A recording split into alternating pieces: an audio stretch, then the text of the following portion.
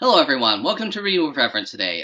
To any new viewers of this video series, we in the reference department are talking about some of the things that we have read recently to share with you as reading recommendations. And so I have a few things here to share with you. To start off, I have the book, The City We Became by N.K. Jemisin. And in this story, cities are not just these collection of inanimate buildings and people and whatever else makes up a city, but they're actually living sentient creatures like you and I. And in the untold centuries of human beings erecting grand cities and them becoming sentient creatures, they've chosen avatars, representations of parts of themselves to be overseers and custodians, but also guardians, as since the dawn of time, this evil, interdimensional entity that takes the form of everything that's vile in the human race has tried to destroy the cities. And in The City We Became, the final battle between the cities and this entity is taking place.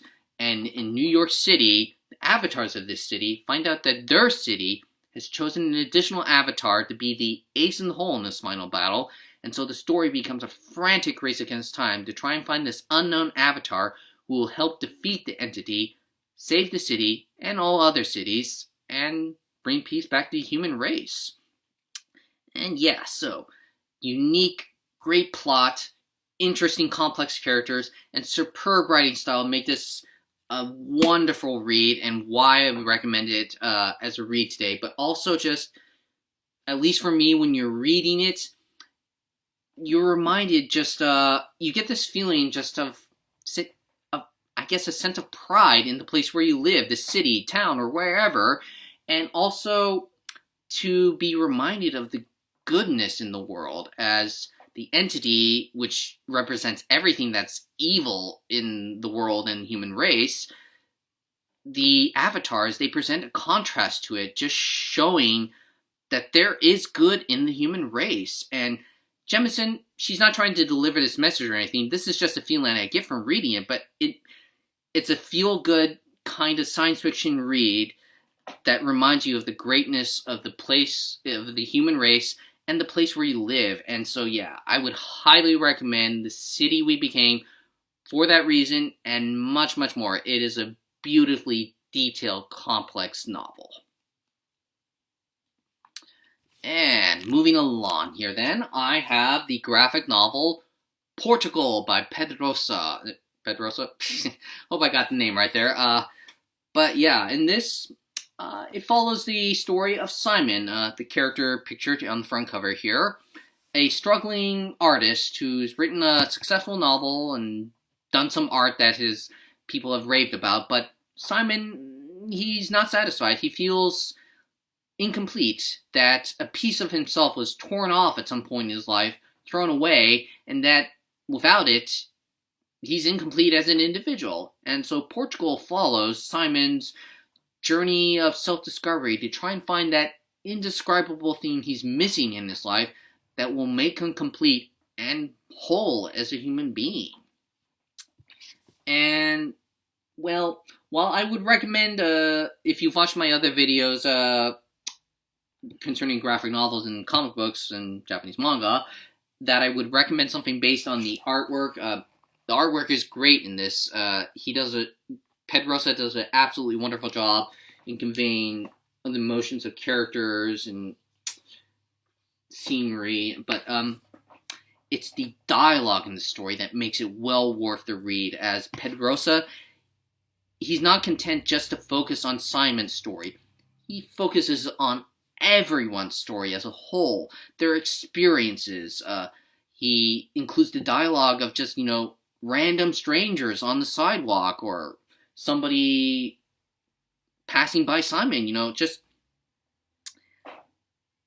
it makes it very engrossing to read, because he is trying to do, he's talking about the human experience, basically, where all the things the people talk about, they're situations or that you might have gotten into yourself, like depression, anger, love, problem.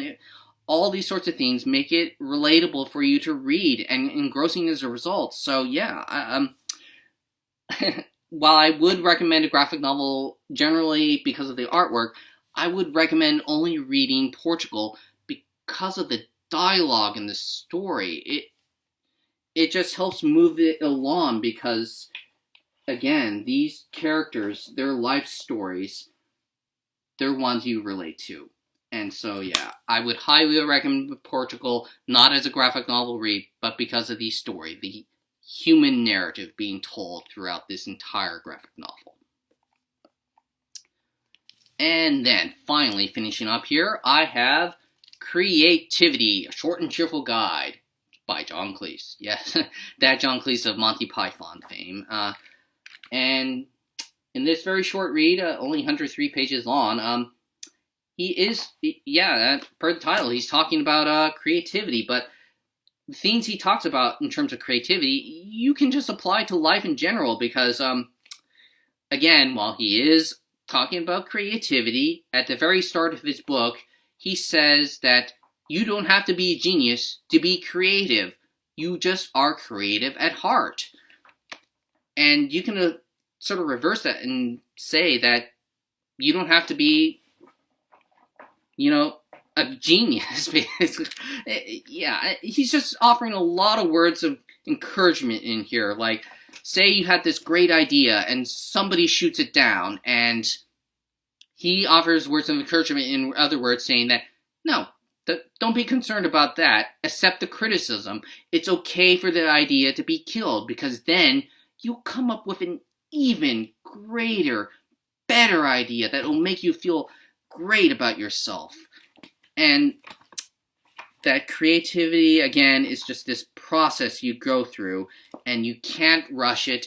You don't, again, have to be a genius to be this really creative, inventive, wonderful human being. And overall, I have to say that creativity, you would read this just to feel good about yourself as an individual, because John Cleese, in his very usual humorous manner, shot very well. If you watch Monty Python, you know how humorous he can be with that. But yeah, the words of encouragement he offers makes you feel good about yourself. And so I highly recommend this as a read. And that is everything I have to say about my recommendations today. And until we see each other again in another Reading with Reference, please know that our library, the Haverford Township Free Library, is open. It's Monday through Wednesday, 10 to 8, Thursday, 10 to 6, Friday, Saturday, 10 to 5. You can come in, browse our collection, check items out. Please do return items you're returning to the bins outside so they can be quarantined for 5 days at least, or a little bit more, and we backdate to the day they return, so no fines. And then you can also come in and use our computers. 40 minutes is the limit at the moment, and, well, that's everything I can say today. And until we see each other again another week or so away, please have a wonderful day and take care, everyone.